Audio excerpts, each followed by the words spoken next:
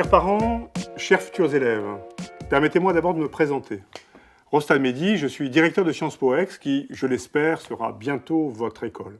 Je suis heureux de vous accueillir dans ce bureau, pour autant que vous puissiez en deviner quelque chose, et surtout à Sciences Po Aix.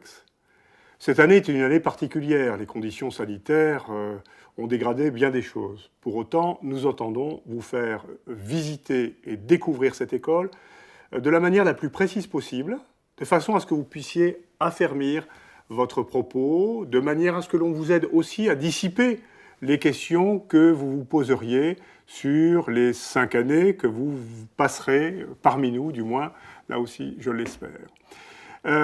Intégrer Sciences Po Aix, qu'est-ce que c'est ? C'est intégrer une grande école. Je crois d'abord qu'il est important de le garder à l'esprit. Une grande école, c'est une école qui est membre de la Conférence des grandes écoles. La Conférence des grandes écoles, ce sont 200 ou 210 grandes écoles qui partagent leur souci d'excellence dans le recrutement, d'excellence dans le modèle de formation proposé. Pour autant, Sciences Po Aix, c'est un modèle de formation tout à fait particulier, tout à fait singulier. Vous allez entrer dans une école qui vous propose de préparer en 5 ans un diplôme pluridisciplinaire. C'est-à-dire que nous ne sommes pas une faculté d'histoire, nous ne sommes pas une faculté de droit, d'économie, de sociologie, de sciences politiques, de gestion ou de langue. Nous sommes, au fond, un petit peu tout cela à la fois. Un élève ou une élève qui entre à Sciences Po fera et du droit, et de l'économie, et de la gestion, et de la sociologie, et des sciences politiques, et de l'histoire, et évidemment, il ne faut pas les oublier, des langues, puisque chaque étudiant ou étudiante pratiquera 2, voire parfois 3 langues, à laquelle d'ailleurs s'ajoute une langue, en tout cas ce que je tiens pour ma part pour être une langue quasiment à part entière, c'est le code informatique. Alors, notre cursus est organisé de la manière suivante. Les 2 premières années sont des années générales ou généralistes. Ce sont des années où vous allez picorer, toucher à chacune de ces disciplines, tout en commençant malgré tout à vous pré-spécialiser dès la 2e année. En effet, vous aurez une majeure et des mineures. Vous aurez éventuellement une appétence particulière pour telle ou telle discipline, une inclination particulière pour telle ou telle matière. Donc vous pourrez commencer à vous spécialiser tout en continuant évidemment à travailler dans d'autres disciplines, car, je le répète, notre projet reste et demeure de bout en bout un projet pluridisciplinaire.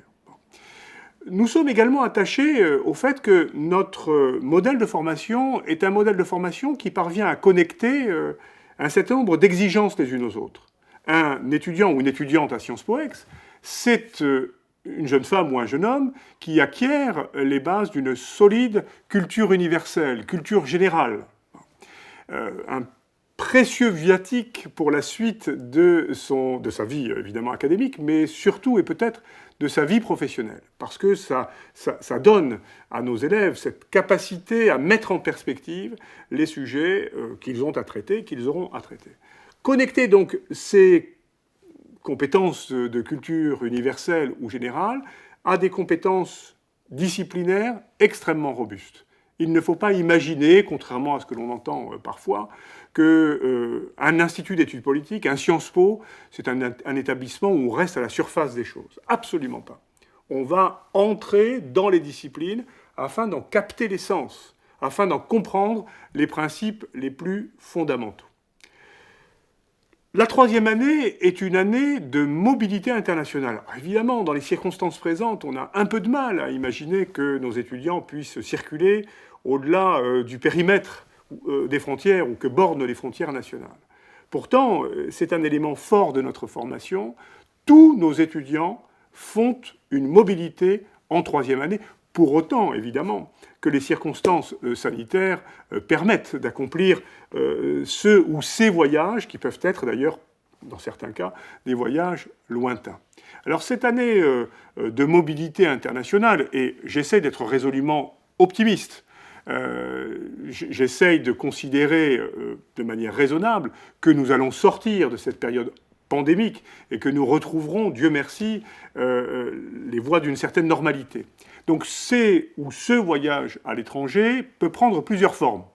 Ça peut d'abord être l'occasion d'accomplir une année complète de mobilité académique dans un autre État d'Europe ou dans un autre État du monde, au-delà même des limites de l'Union européenne. Effectivement, nous avons aujourd'hui 130, 140 partenaires à travers le monde entier, de la Nouvelle-Zélande ou de l'Australie jusqu'au Japon, en passant par la Chine, l'Afrique du Sud, le Mexique, le Pérou, la Colombie, les États-Unis ou le Canada. Et je ne parle pas des innombrables partenariats que nous avons noués en Europe. Donc cette mobilité peut d'abord être une mobilité académique. En même temps, nous encourageons les étudiants à faire ce que nous appelons dans notre jargon une mobilité mixte, c'est-à-dire un semestre en université et un semestre en stage à l'étranger, dans une entreprise française ou étrangère, dans une administration française ou étrangère, dans une organisation internationale ou une organisation non gouvernementale. Nous trouvons que cette formule est probablement la plus adaptée à la professionnalisation de nos étudiants. Ils se frottent aux réalités de la vie professionnelle dans des conditions qui sont parfois des conditions assez difficiles, puisqu'ils le font en dehors de leur zone de confort, qui est évidemment leur environnement quotidien. Et puis certains étudiants choisissent même une troisième formule. Cette troisième formule, c'est celle d'une année de mobilité intégralement en stage. 6 mois dans un État, 6 mois dans un autre. 6 mois dans une entreprise, une administration, une organisation non gouvernementale ou gouvernementale, et 6 mois dans un autre État, une autre entité, une autre structure. Et évidemment, cette formule est la formule qui prépare sans doute le mieux nos étudiants à cette professionnalisation dont je vous reparlerai dans un instant. Et puis, nous avons perfectionné notre dispositif, puisque cette année de mobilité peut être elle-même suivie d'une année de césure. C'est une formule que les étudiants goûtent de plus en plus, car elle leur permet de conforter l'acquisition de compétences qu'ils auraient pu acquérir précisément à la faveur de leur mobilité. La 4e et la 5e année sont quant à elles des années de spécialisation. Dans un établissement comme le nôtre, les élèves peuvent effectivement suivre les enseignements de nombreux masters. En tout cas, nous avons 7 spécialités qui couvrent un spectre très large de compétences, de disciplines, la géostratégie, la politique européenne, les carrières publiques, les métiers de la culture, les métiers de la communication et de l'information, les dynamiques sociales et politiques avec des aires d'études particulières. Donc nos étudiants ont la possibilité, dans cet établissement, de suivre des enseignements qui leur permettront d'acquérir des compétences, et des compétences disciplinaires, non seulement très solides, mais aussi très reconnues. Ajoutons à cela que Sciences Po Aix n'est pas, une unité qui se refermerait sur elle-même et qui vivrait en autarcie. Nous pratiquons le réseau, et nous pratiquons le réseau à grande échelle. D'abord parce que, comme j'ai commencé à le dire tout à l'heure, nous sommes membres d'un réseau qui rassemble un certain nombre d'instituts d'études politiques. Vous avez 10 Sciences Po en France, qui ont en commun, outre le modèle de formation, la marque. La marque Sciences Po est une marque qui se décline. Vous avez la maison mère, en quelque sorte, l'alma mater, Sciences Po Paris, qui est l'établissement le plus ancien, et puis vous avez 9 autres Sciences Po auxquelles on accole à chaque fois le nom de la ville. Donc vous allez avoir Lille, Bordeaux, Rennes, Grenoble, enfin je ne vais pas tous les citer. Donc nous sommes une famille de 10 Sciences Po. Et au sein de cette famille de 10 Sciences Po, vous avez un réseau. Ce réseau rassemble 7 établissements qui, outre la marque, outre le modèle de formation, partagent un concours commun de recrutement, concours que vous devrez passer si vous souhaitez évidemment intégrer Sciences Po Aix. Et le fait de faire partie d'un réseau nous permet de proposer à nos étudiants en 5e année d'effectuer, s'ils le souhaitent, une mobilité qu'on appelle la mutualisation dans l'un ou l'autre des établissements du réseau. Mais au-delà de cela, Sciences Po Aix a développé des relations partenariales avec d'autres écoles. d'autres grandes écoles. Par exemple, des écoles de commerce très reconnues, comme Schema, Audencia, Kedge, avec lesquelles nous avons développé un système de ou de double diplomation. Une école d'ingénieurs tout à fait réputée, l'école de l'air de Salon-de-Provence, puisque nous avons un concours qui permet effectivement à des élèves qui le souhaiteraient eh bien, de suivre à la fois le cursus de l'école de l'air de Salon-de-Provence pour devenir officier de l'armée de l'air et le cursus de Sciences Po. Nous recrutons chaque année 6 ou 7 étudiants au titre de cette formule un peu singulière. Pour résumer les choses en termes simples, clairs, aujourd'hui, nous avons à peu près 32 possibilités de double diplomation grâce à ces divers partenariats.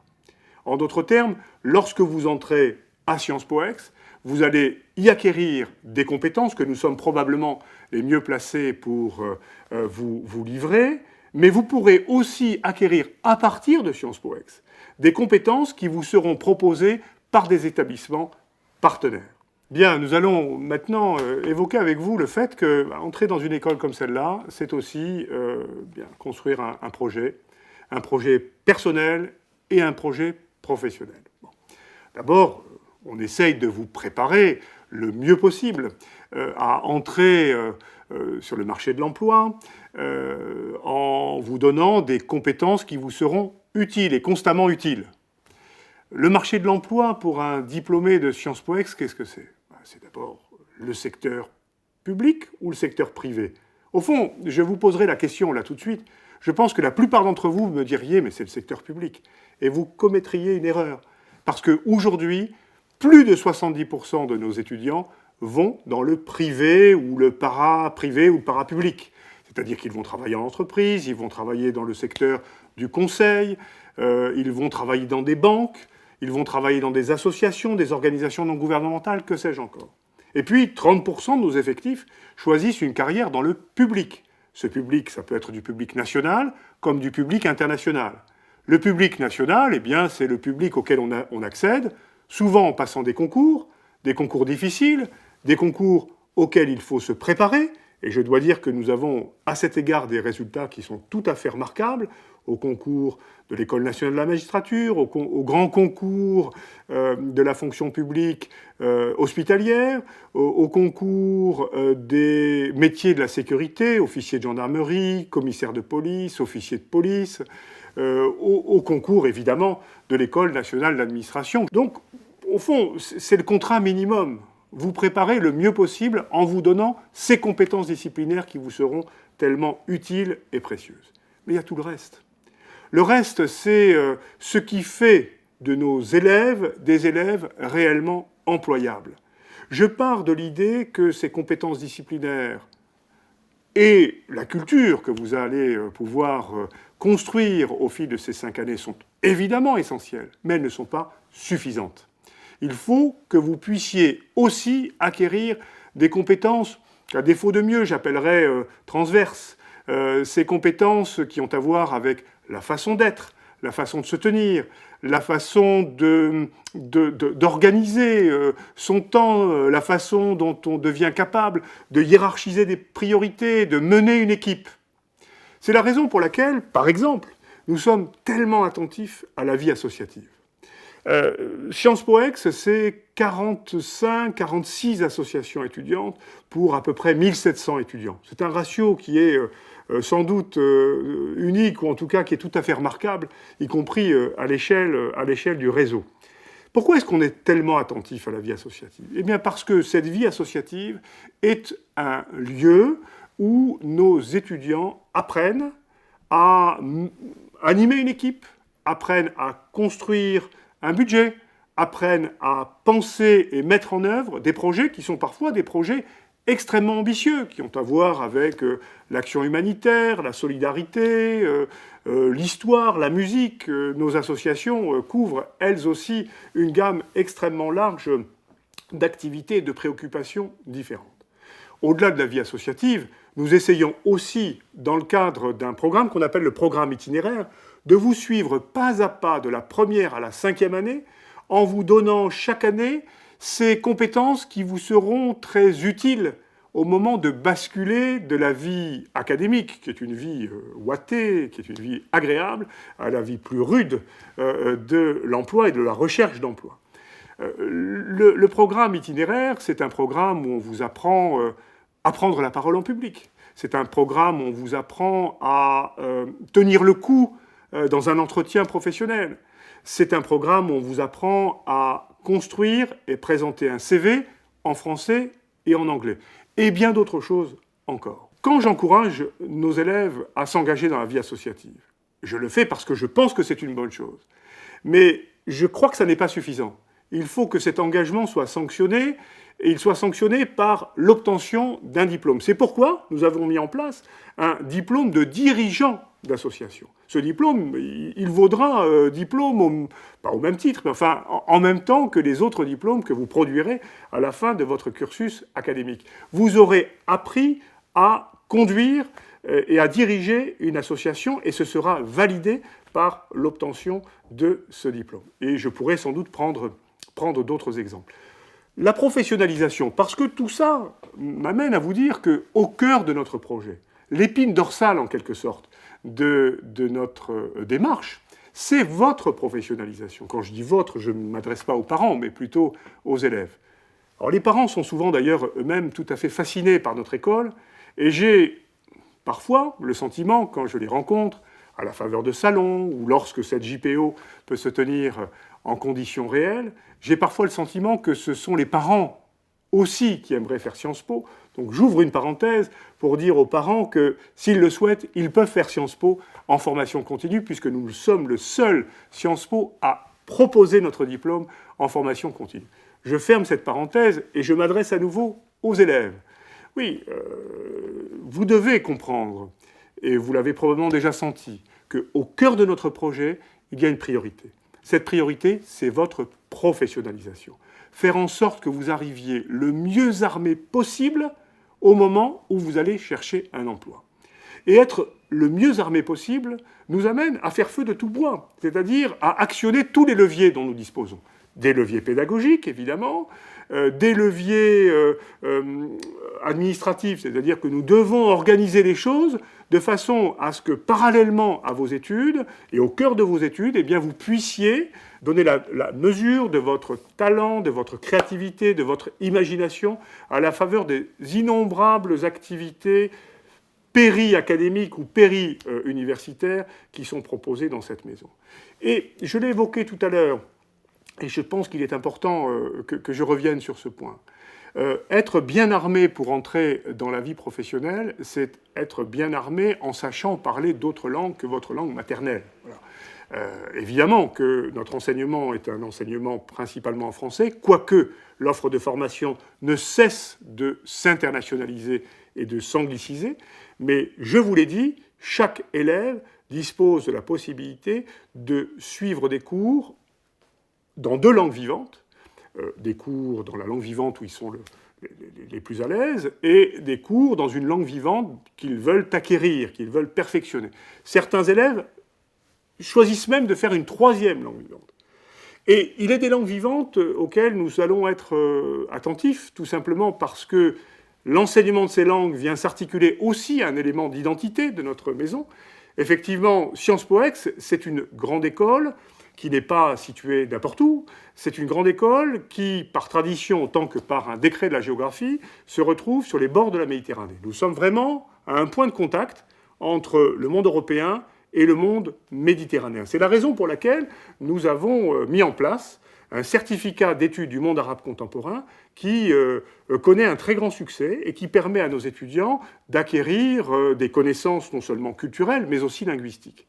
Et tout cela n'est pas, comment dirais-je, une lubie du directeur, ça n'est pas un acte gratuit, c'est vraiment l'exemple de notre volonté de vous donner toutes les clés qui vous permettront de réussir votre insertion professionnelle. Alors, cette insertion professionnelle n'aurait de sens, et n'aura de sens, que si elle est connectée à une autre de nos préoccupations. Je l'ai dit tout à l'heure, je récuse toute forme d'utilitarisme. Je ne crois pas et je n'apprécie pas au fond, lorsque les élèves me donnent le sentiment de ne travailler que pour obtenir une bonne note à l'examen. Évidemment, les bonnes notes à l'examen sont comme des trophées que l'on peut accrocher au mur, et il est important d'avoir de bonnes notes, il est important de bien travailler pour obtenir des résultats convaincants, mais ça ne suffit pas. Si vous êtes dans cette perspective, je pense que vous vous étiolerez rapidement. Si vous êtes dans cette perspective, je pense que vous raterez l'essentiel de ce qui fait le sel de la scolarité dans une école comme la nôtre. Nous sommes soucieux, avant toute chose, de faire de vous des adultes épanouis. J'ai commencé par vous dire qu'il fallait construire un projet professionnel, évidemment. Mais ce projet professionnel ne sera parfaitement abouti, il ne sera parfaitement ajusté que si ce projet professionnel s'articule à un projet personnel. Peut-être une dernière information qui est importante, même si elle est un peu prosaïque. Je voudrais vous rassurer, et là je m'adresse plutôt aux parents, je voudrais vous rassurer sur le fait que vos enfants, lorsqu'ils sortent de Sciences Po Ex, trouvent rapidement un emploi au bon niveau de responsabilité et au bon niveau de rémunération. Je suis vraiment désolé que nous nous retrouvions de cette façon, parce que vous n'imaginez pas à quel point j'apprécie chaque année le contact direct avec les élèves, les futurs élèves et leurs parents. C'est souvent un moment privilégié pour répondre à vos questions, pour dissiper vos inquiétudes, parfois pour affermir des choix dont on sent qu'ils sont en construction. J'ai même parfois le sentiment d'être un utile médiateur dans des discussions familiales dont on peut imaginer qu'elles sont difficiles. Bon. Mais contre mauvaise fortune, faisons bon cœur, nous allons nous adapter. Et nous nous adaptons en vous assurant une visite virtuelle de cet établissement auquel m'attachent des liens extrêmement forts. Je suppose que vous l'avez compris, mais je ne suis pas une exception. Celles et ceux qui, comme moi, ont rejoint Sciences Po Ex, tombent immédiatement amoureux de cette école et du projet que cette école propose à ses élèves. Alors, tout au long de cette journée porte ouverte, vous allez être accompagné par des personnels de l'établissement et également, et peut-être surtout, par des élèves qui, mieux que quiconque, pourront vous décrire combien il est agréable, non seulement d'étudier, mais aussi de vivre quotidiennement dans cette très belle et très grande école qu'est Sciences Po Ex.